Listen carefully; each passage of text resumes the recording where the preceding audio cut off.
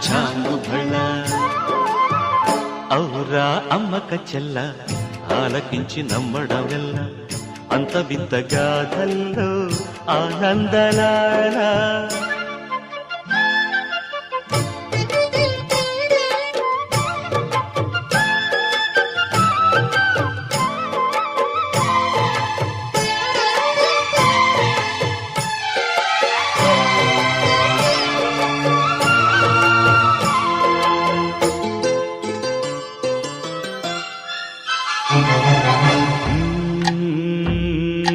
నల్లరాతి కండలతో